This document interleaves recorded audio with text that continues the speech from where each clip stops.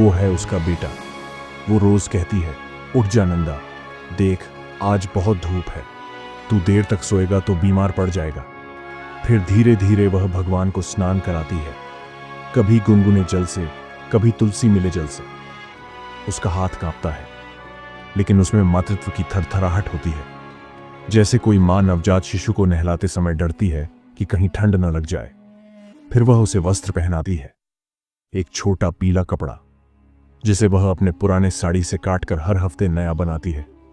माथे पर चंदन का तिलक लगाती है और फिर कहती है, देख तू सबसे सुंदर लगता है, तुझसे सुंदर न कोई देवता न कोई राजकुमार। हर दिन माधवी अपने बेटे के लिए खाना बनाती है। घर में कुछ खास नहीं होता, चावल दाल, थोड़ी सी सब्जी, कभी कभी कोई मिठाई, पर उसमें स्वाद नहीं, भावना होती है। थाली सजाकर मंदिर के सामने रखती है और कहती है, खा ले बेटा, मां ने बहुत प्यार से बनाया है, तू नहीं खाएगा तो मां भी नहीं खाएगी। फिर वो थाली के पास बैठ जाती है, जैसे कोई मां अपने बेटे को खाना खिला रही हो। उसकी आंखें मूर्ति की आंखों में खो जाती हैं। कभी कुछ बोलती है, कभी चुप रहती है, लेकिन हर चुप्पी में सैकड़ों बातें होती हैं। गांव के लोग रोज उसे देखकर कहते, इसकी तो बुद्धि चली गई है, बुढ़ापे में भगवान को बेटा बना बैठी है। पर माधवी कभी गुस्सा नहीं करती। उसकी आंखों में करुणा होती है और जवाब में बस एक वाक्य होता है, भगवान ही मेरा बेटा है।